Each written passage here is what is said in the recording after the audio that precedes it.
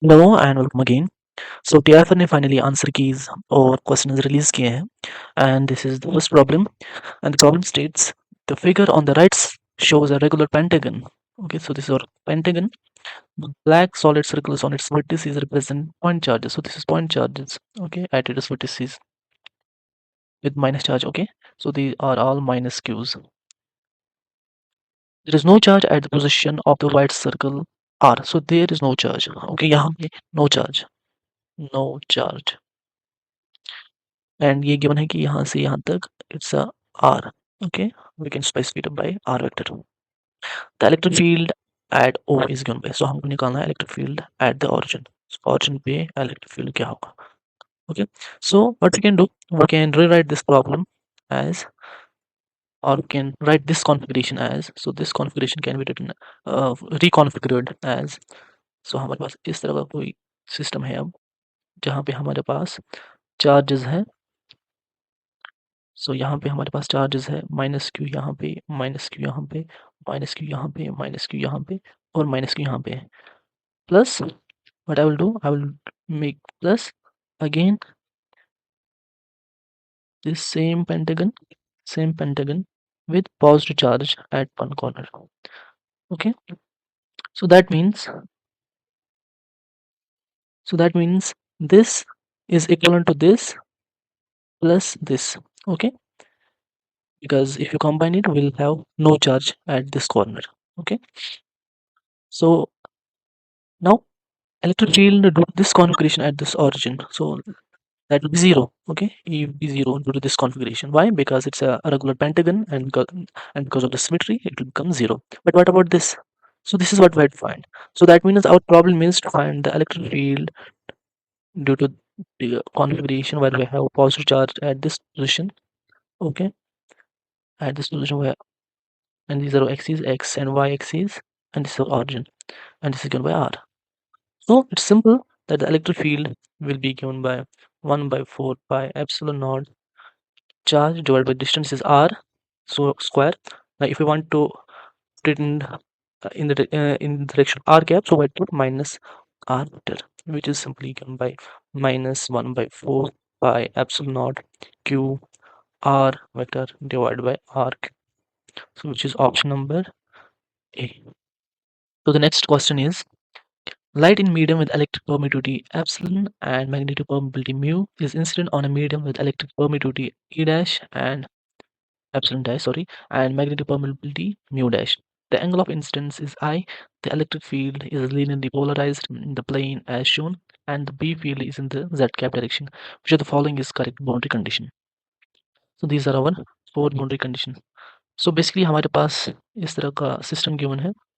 So this is medium 1 and this is medium 2. So इसमें जो permeability and permittivity, that is mu and epsilon, and इसमें जो है that is mu dash and epsilon dash. And there is incoming ray, so this is our incoming ray. This gets transmitted and some part of it gets reflected. And electric field is in this direction, which is linearly polarized. So this is our electric field, and this is our electric field, this medium, and this is the electric field. Okay, हमको ये बताना है कि boundary conditions कौन से ये होंगे valid इस केस के लिए. तो सिंपली हम क्या लिखेंगे? So suppose this is my boundary. Okay, because I know that the displacement, electric displacement field will be continuous. So d1 and d2, so this is mu epsilon, this is mu dash epsilon dash. So d1 and d3, suppose, because there are 3 fields, d1 for the um, incident, d3 for the reflected, and d2 for the transmitted. Okay, so this and these two must be continuous across this boundary. So that means d1 plus d3 must be equal to d2. Only the tangential part. Okay, so tangential part of electric displacement is continuous. So let me write it down here. Tangential tangential component tangential component of electric displacement is continuous, right? But what is D1? D1 is epsilon times electric field 1 plus what is D3? It's electric epsilon times electric field of the third, which equals to D2, that is epsilon dash electric field of the this one. Now what is E1? E1 is, if we look at here, so this is our E1 and this is E3 and this is E2. Okay, so this is E1, this is E3 and this is E2. So E1 का tangential component, so that will be epsilon E, so यहाँ पे given है simply E. Okay, so E times sine of I, that is the angle of incidence, plus what is E3? E3 is given by E double dash, so E double dash sine of R, which equals to epsilon dash. What is E2? So E2 is given by E dash, E dash sine of what is given by sine of R, sine of R. So this is the boundary condition for the electric field. And if we carefully look, so which one is it? So it is the first option. So the third problem is an experimental setup needs to be kept in an environment with zero magnetic field by minimizing the Earth's magnetic field. So this can be achieved by, so हमको एक experiment करना है जिसके लिए condition ऐसे होनी चाहिए कि मैग्नेटिक फील्ड जीरो हो. ओके, सो हमको क्या करना है, अर्थ का जो मैग्नेटिक फील्ड है वो मिनिमाइज करना है. तो कैसे कर सकते हैं हम? So A, keeping the setup in a place completely covered with a sheet of metal of very high magnetic permeability. So this is one option. Now let's eliminate first of all. Keeping the setup in a place completely covered with a sheet of metal of very high permittivity. So permittivity is related to electric field. It has nothing to do with magnetic field. So this is on its cross. Keeping the setup at the center of the interior of a long solenoid. So if you look at a long solenoid, suppose, so there is magnetic field. Okay, so there is no point of putting the setup in the middle of this solenoid. Okay, so this is also cross. Keeping setup in a place completely covered with a sheet of an insulating material. So if you put your setup, suppose this is your setup inside of an uh, insulating material, so that insulating material will not do anything because magnetic field will pass through those. Now let's look at the first one. Keeping the setup in a place completely covered with a sheet of metal of very high permeability. Yes. Why? So if I have suppose magnet field, suppose this is the magnet field, okay, and I want to shield, I want to means बचना चाहता हूँ. So what I will do, I will put some magnetic material, suppose here, okay, with suppose some spacing, okay, it's a hollow. So what will happen to these magnetic field lines? They will pass through these, okay, because they have high permeability, so they will avoid these interior. Because why they will avoid?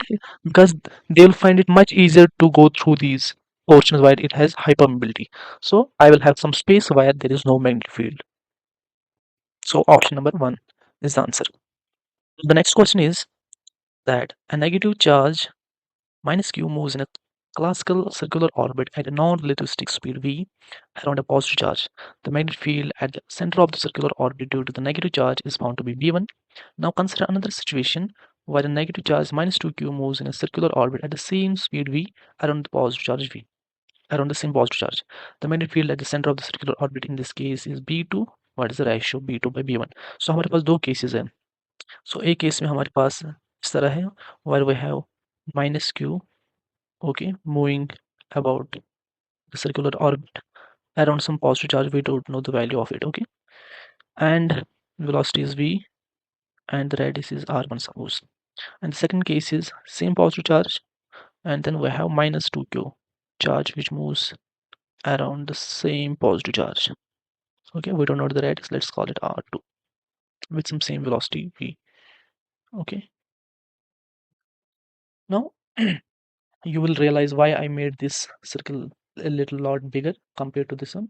So let me first of all draw the write down the equations. So the first equation what we'll write is the magnetic field due to charge moving in a circular orbit. So if we have suppose simple case, if we have some charge, suppose q charge moving in a circular orbit, then the magnetic field at the center would be simply mu 0 I by 2r, if this is the r.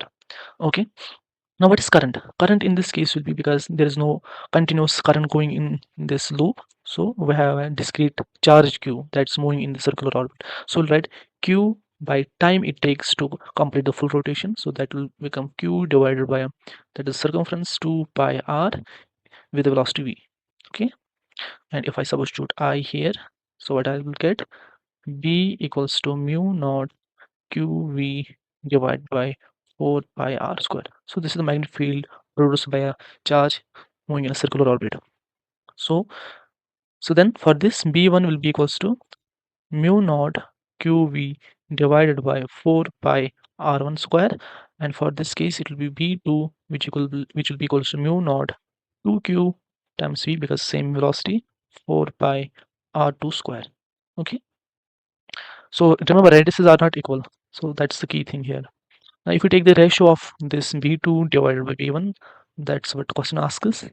So b2 by b1, so we'll get b2 by b1 will be equals to twice mu naught qv divided by 4 pi r2 square multiplied by 4 pi r1 square divided by mu naught qv.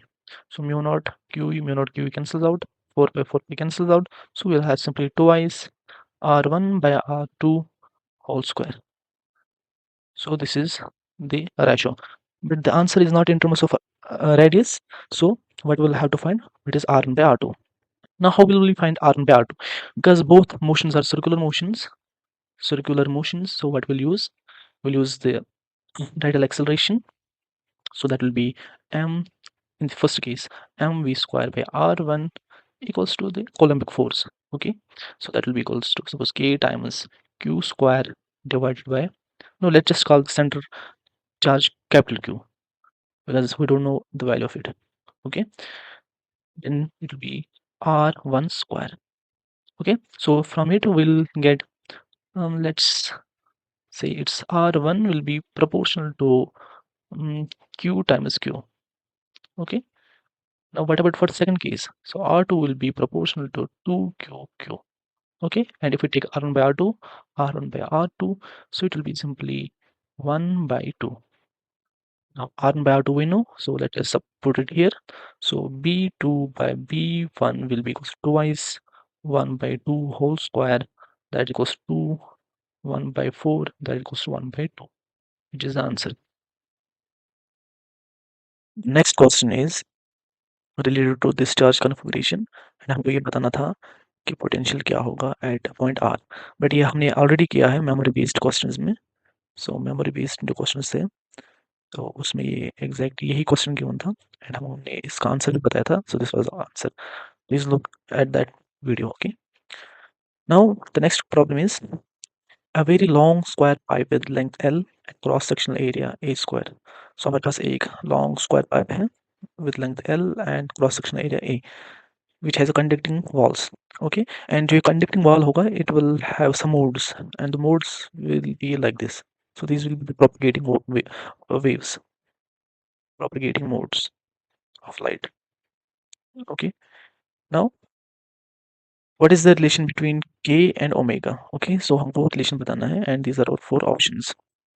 Okay, now we'll sustain some traveling modes, and E is given as Ez is given as a sine of pi x by a times sine of pi y by a times e to the power iota k z minus omega t.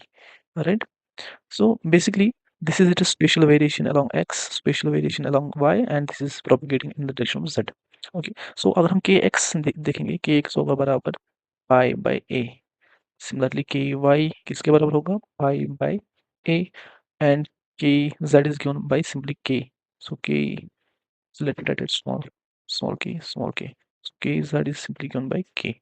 Okay, but we know that k squared, that is the vectoral sum squared, is equals to k x square plus k y square plus k z square, right? So that means k square equals to, what is kx, that is pi square by a square plus pi square by a square plus k square. Okay, so this one is a big K, remember. Okay, now, so this is our K. Okay, but K is related, we know how K is related. K is related to omega by omega C. So that means pi square by a square plus, because it's pi square by a square plus pi square by a square, that is 2 pi square by a square plus k square equals to omega by c cos square. Okay, because k square has here by k square, that's why omega by c whole square. So it means if we want to find k square now, it will be omega square by c square minus 2 pi square by a square, or simply k will be equals to under root of this thing. Okay, which equals to option number A. Right, so this is our k, that is the k propagating in the z direction. Okay,